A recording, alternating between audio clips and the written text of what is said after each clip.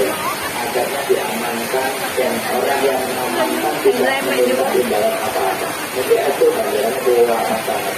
Agar ini dia minimal enten waktu tengah jalan atau kayu biasanya sekirakan sebagai dosen menimbulkan kecelakaan bagi pengguna jalan. Dan namun menerima waktu kayu atau barang-barang yang menghalangi itu melawan salah satu kuota sangat maupun malu panjenengan kata mengatakan hujan-hujan bawa berangkat pulang kehujanan terus apa betul-betul itu malaikat mencatat sebagai amal kebaikan yang luar biasa.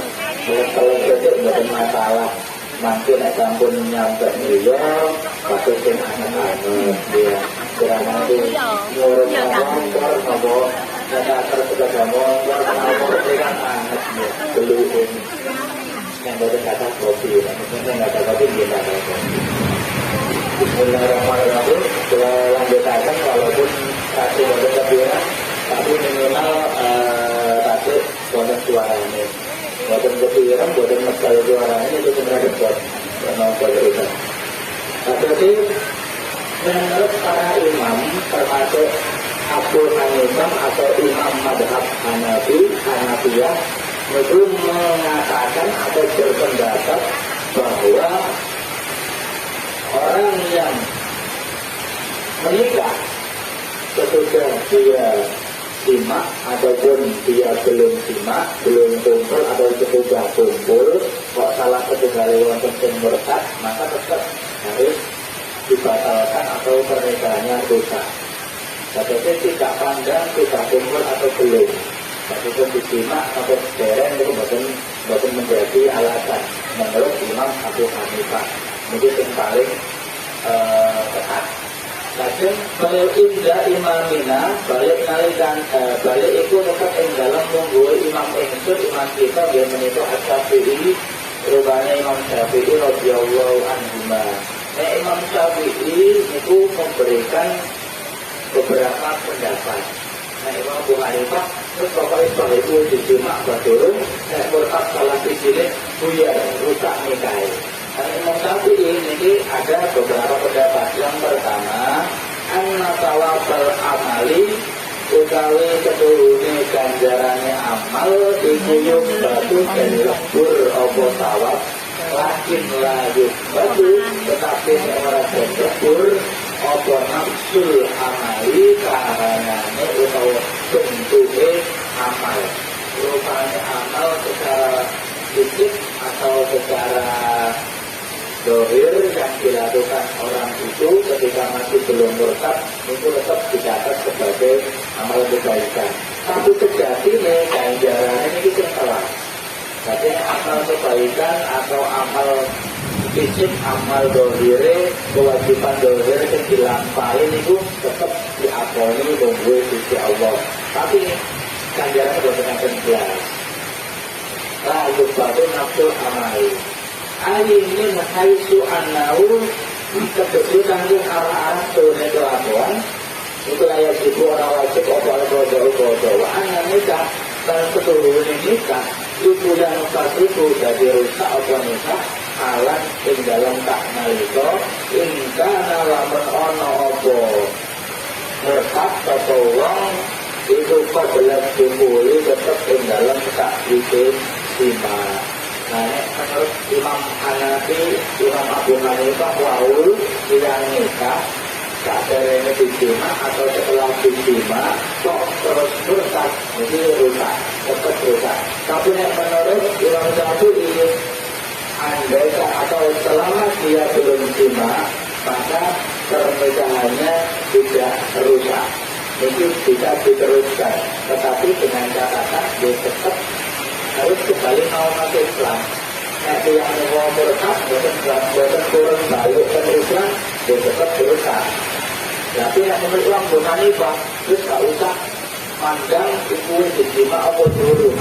Nah, orang itu murtad itu dalam kesusahan tanpa ada alasan apapun, tetap.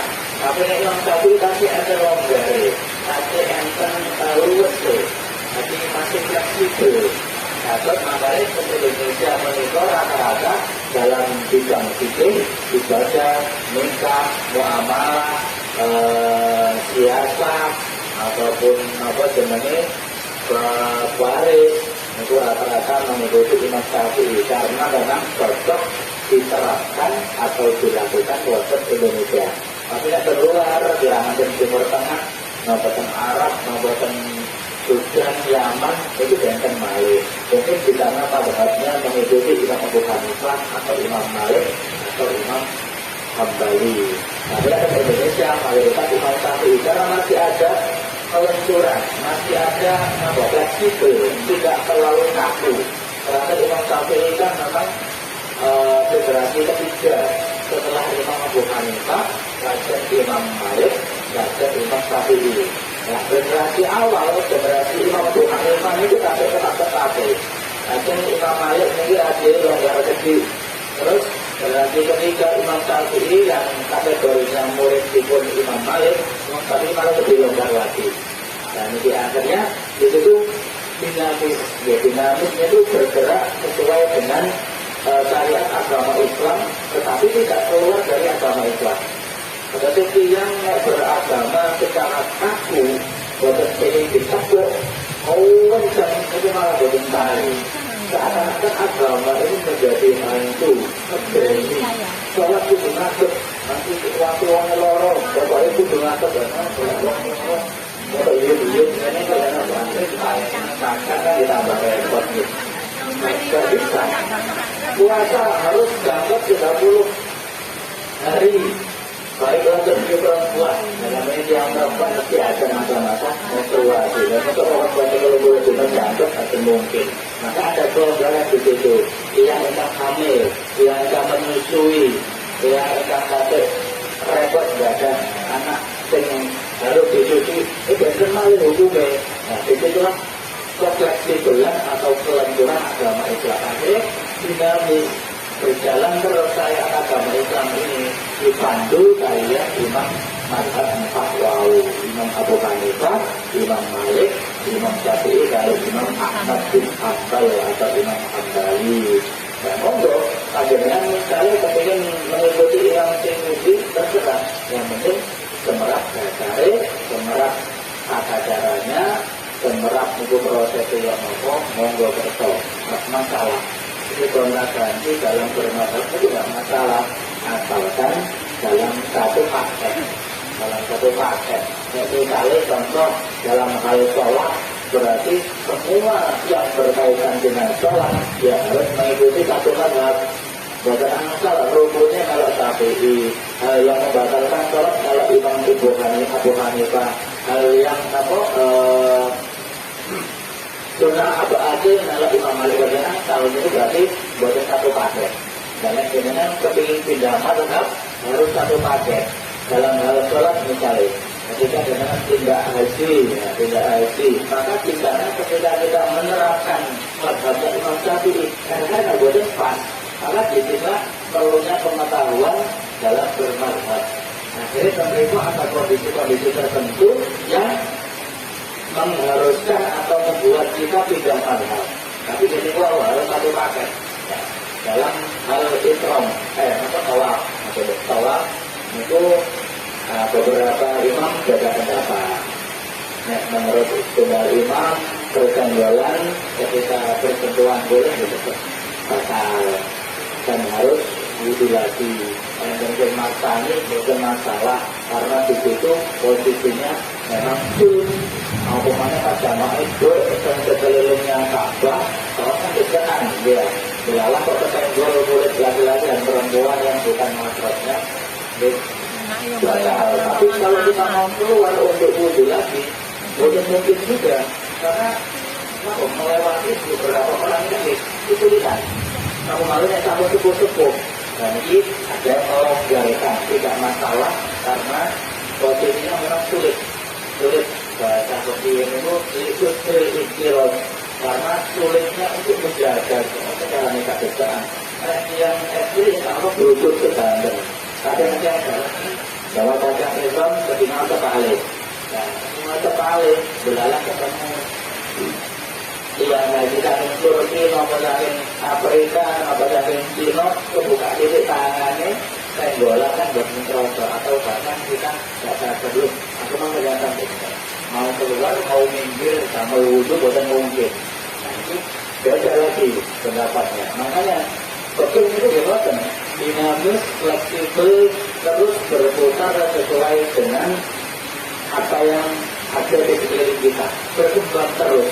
Kemudian itu bukan mandek, tapi berkembang terus karena perkembangan zaman, tuntutan zaman, sehingga akhirnya pikir ini terus dibahas. Kata kendane NU, kendane apa kendane kalangan nahdien, kalangan orang Nahdlatul Ulama, enten Batul Masail, enten Muktamar, enten Kongres. Itu membahas tentang masalah-masalah yang aktual yang terjadi sekarang ini, kira-kira yang masih perlu dibahas kenapa? Dibahas melalui kajian fikih. Pada pesantren itu juga mesti ada Batul Masail fikih, membahas masalah aktual pada masa itu.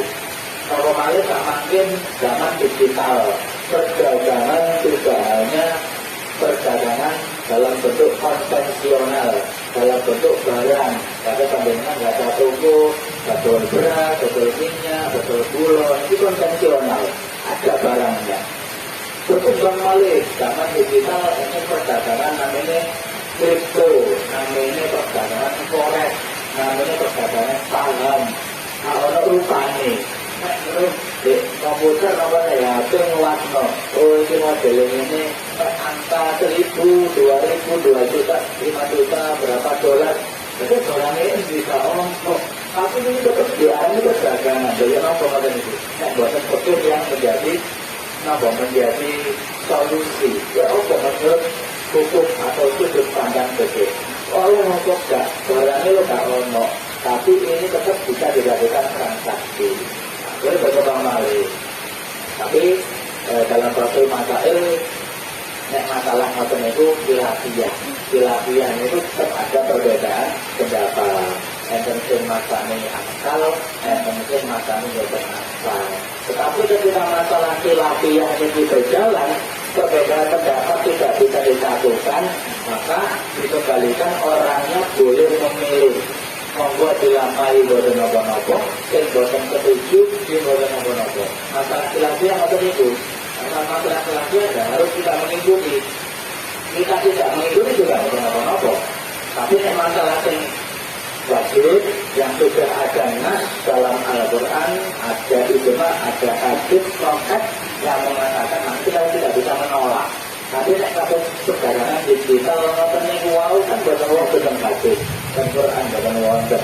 Nah ini khilafiyah perkembangan zaman. Nah jadi carilah solusi. Monggo. Khilafiyah itu bebas mawon. Dalam wilayahnya sudah wilayah untuk kita modifikasi dalam beribadah atau dalam bermuamalah jual beli. Atau gimana? Uang juga begitu, semakin zaman pembayaran sudah masuk pembayaran digital. Itu waktu bentuk fisik uangnya. Buatan jenengan, buatan langsung bayar, gambar duit kertas, duit listrik, tapi langsung scan, gambar HP. Klik, betul ya, tak bisa tengok. Itu duitnya bisa ono. Tapi sah, ya sah. Karena ada nominalnya dijual. Terus modal. Tidak menutup kemungkinan 10 tahun, 20 tahun yang akan datang, kita semua sudah tidak memegang uang dalam bentuk fisik, tapi dalam bentuk digital ini. Karena kita sakit, bagaimana terbunyi-bunyi pun betul-betul betul-betul montol dia. Nanti yang dia, ada di kelempet nanti ini nanti ya, ada kebetulan. Karena itu betul-betul ribet. Itu gamel habis smartphone ya, smartphone. Tapi ini tinggi kok, tapi dia ini bodoh pintar ini. Tapi bingung. Tapi bisa dipelajari. Katanya ilmu katon itu dipelajari tempat. Katanya kalau project itu harus proses lama. Makhluk prosesnya lama. Kemudian digital itu kita tidak mau apa-apa, tapi sah dalam bertransaksi. Nah ini masuk wilayah muamalah. Oke. Oh, macam-macam. Yang penting intinya ketika ada transaksi jual beli, barang yang diperdagangkan itu halal, suci, adanya akad jual beli, ada penjual pembeli, barangnya sah, barangnya halal, terus sama-sama antarojin pun itu sah, sama-sama rela hidup. Yuk aku tunggu rombok tak kilo-kilo 10.000, kalau tak 1.000. Nek jual angka ya tak apa-apa. Antarojin sama-sama hidup. Boleh. Tapi selama belum ada titipan kesepakatan penjual dan pembeli, tidak boleh.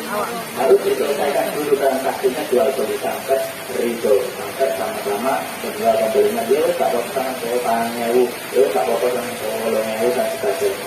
Orang yang top lah, wonten panjenengan yang itu masih itu sosialita milenial, ini pasti sudah melakukan yang namanya jual beli online. Jual beli online kan gimana? Kita tidak ketemu dengan pembelinya, kuning bukan semerah, tapi ada bentuk barangnya. Misalnya juga HP, bentuk jilbab, misalnya jilbab model segi 4, motif kelaret-kelaret, rekan-rekan ini, bahan ini.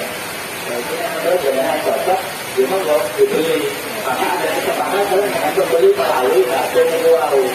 Karena kadang-kadang misalnya menyangkut sampai pakai itu dapat, nanti kita harus setuju dengan harga itu.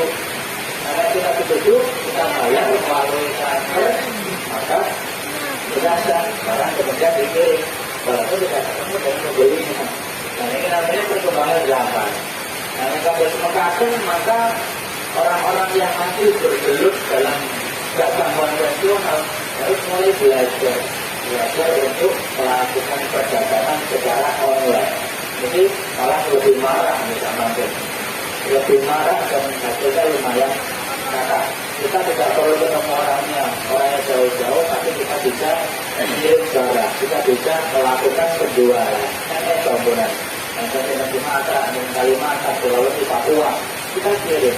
Selama itu media dalam online itu jelas.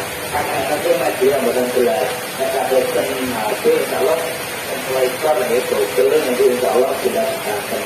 Ada yang Tokopedia, ada yang Shopee, ada yang Bukalapak, ada yang Tokopedia, macam-macam. Karena apa? Karena kalau dengan kalau masuk HP mesti besar.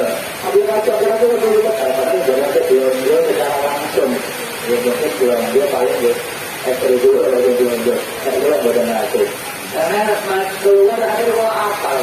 Tak tahu dibuka tapi masuk iklannya itu besar. Iklan Shopee, iklan Tokopedia.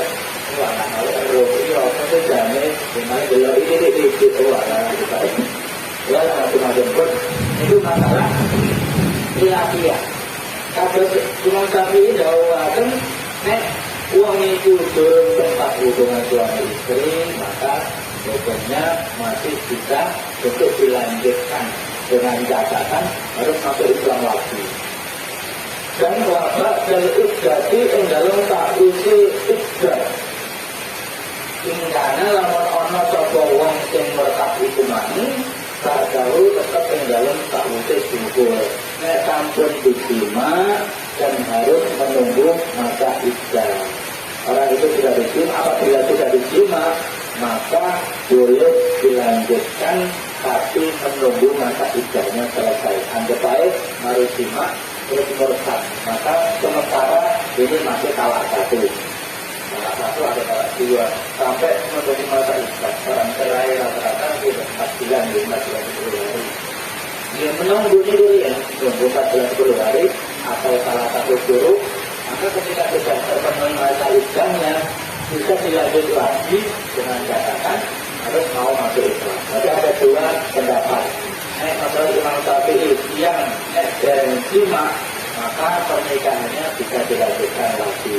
Sampun jima berarti nanti idai mari bisik sampai kemudian bisa dilanjutkan atau rujuk kembali. Tapi catatannya harus sama-sama Islamnya lagi. Dia berkata harus masuk Islam kembali. Boleh sama pun itu berarti baru dapat dilanjutkan pernikahannya. Tapi menurut Abu Hanifah kalau total mutlak tidak boleh dilanjutkan baik sebelum jima atau sesudah jima. Tidak ada tawar menawar keras. Cuma Abu Hanifah karena nopo keras. Ini ya wis mari. Terus itu yang pertama, kewajiban-kewajiban yang ditinggalkan harus dikodok. Kewajiban-kewajiban yang ditinggalkan selama murtad ketika dia kembali dalam Islam harus dikodok. Ini bab fikih. Itu nomor kali wa asamil kali kang kaping pindho itu anaru sak temene lawan ya itu ya wajib kalau imami yang ada imam auna ibi utawa wakil imam wajib apa istika baru amri au badhe murtad fauran kelawan enggal bagi pemimpin daerah setempat Islam lurah maupun RT RW maupun camat presiden pemimpin daerah setempat imam atau wakilnya ketika mengetahui orang murtad maka harus istiqabah dulu tauron sebenarnya berupakan berislam maneh harus dipaksa kembali masuk Islam tapi pun dipaksa pun di mediasi ataupun dicarikan jalan keluarnya tetap enggal untuk masuk Islam itu dan apa kali yang penting kewajiban seorang imam itu harus ketika mengetahui rakyat atau warganya yang murtad itu diparani bukan kembali mana namanya agama Islam dipaksa kok tetap badan kurus ya tak harusnya itu jalanmu pilihan yang mau berso tapi imam atau pemimpin daerah setempat harus ada usaha dulu usaha sambil menaubatkan atau memasukkan kembali dalam agama Islam. Bayang rumah haram apa imalu oleh berenda akan murtad atau oleh akan murtad paling kabar namun taubat atau murtad bila itu bila monggo dan terima minggu saking murtad alal asrofi yang atasnya kawal bagi orang yang murtad tidak boleh merasa mengentengkan, menyepelekan ya. Tidak boleh, harus merasa bahwa saya ini salah dan segera dia juga mau bertaubat insya Allah nanti selamat jangan balik kalau nanti selamat ibaratnya itu yang menunggu masuk semuanya ada sanggenan atau sesuatu terus kemudian sesuatu itu kobongan tersulut api akhirnya keluar api tapi dalam pikiran banyak api tapi bicara itu tanda petik akhirnya kobongan kami ibaratnya ngoten yang berkat jangan juga mengerti Islam aneh saya turun sampai ke Belanda saya turun sampai ke Terusan sampai ke Terusan itu pun aneh makanya ada kewajiban bagi pemimpin dan bagi orangnya sendiri untuk segera sadar dan kembali lagi masuk Islam. Terus, wakilah alamat orang belum taubat itu malah lebih berat. Saya tunggu mongko maka ini toko imam murtad lebih untuk ini kelawan ngetok dulu murtad dipancing berarti untuk hukum di timur tengah ngoten. Ada dia murtad belum bisa berdosa maka boleh dipenggal tapi nanti berdosa itu dosa karena kita mati dilindungi oleh hukum undang-undang. Jadi orang yang melanggar hukum tindak pidana itu tidak sampai dihukum mati. Ada beberapa tapi rata-rata mungkin hanya di penjara berapa tahun bisa diefek jerah macam itu. Tapi yang hukum yang lebih keras ini boleh dipenggal kepalanya, diberdi unuk ini kelawan ngetok dulu. Wah, binangkul Ibrahim orang kelawan umpamanya ngobong, pasti tidak sampai dibakar, hanya ya dibunuh nggak mau.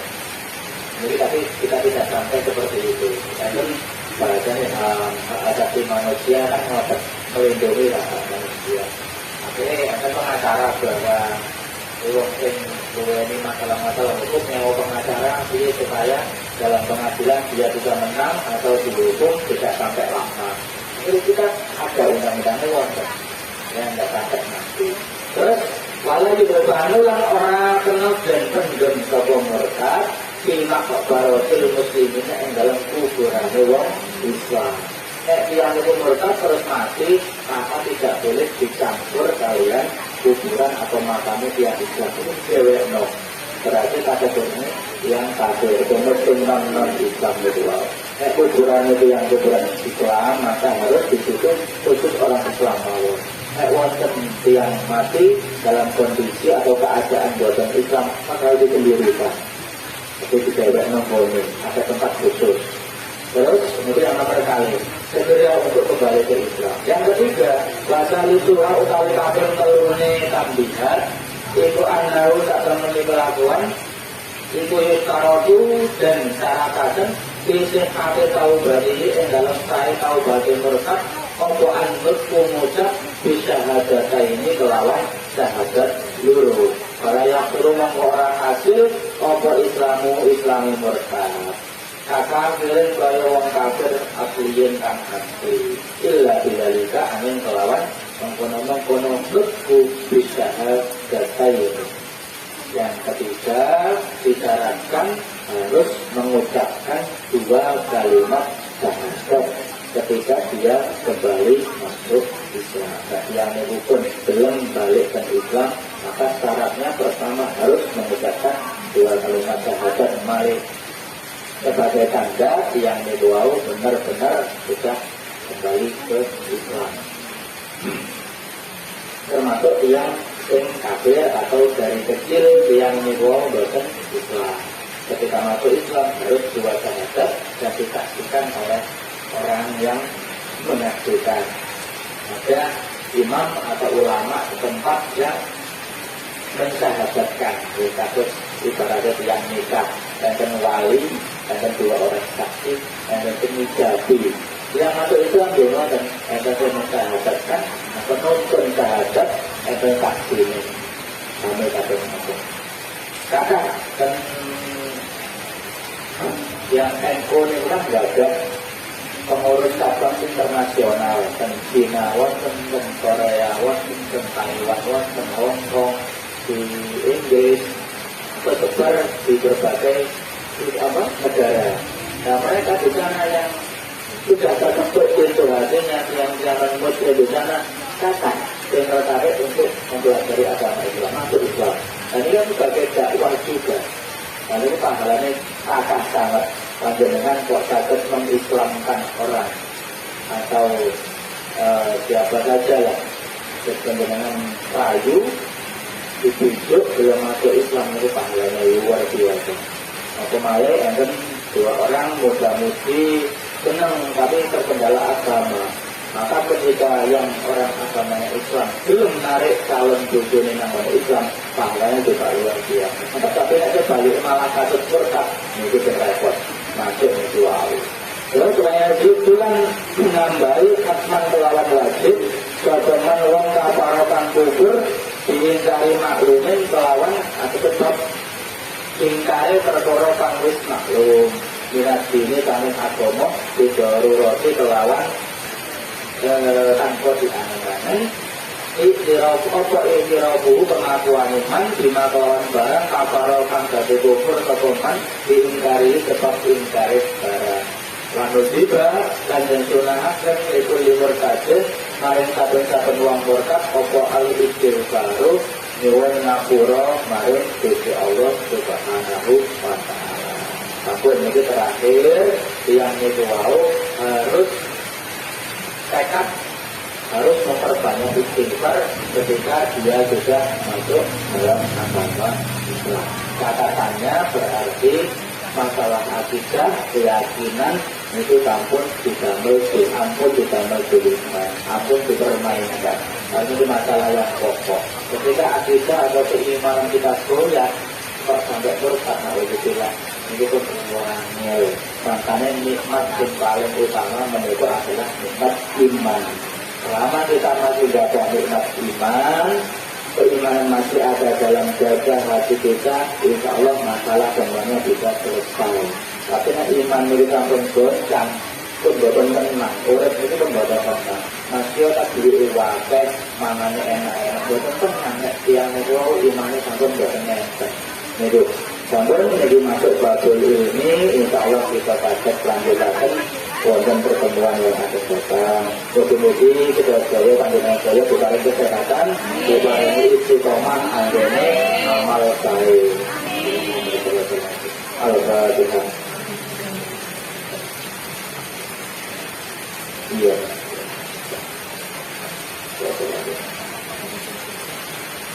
Bismillahirrahmanirrahim. Alhamdulillahirabbil alamin. Allahumma shalli ala sayyidina Muhammad.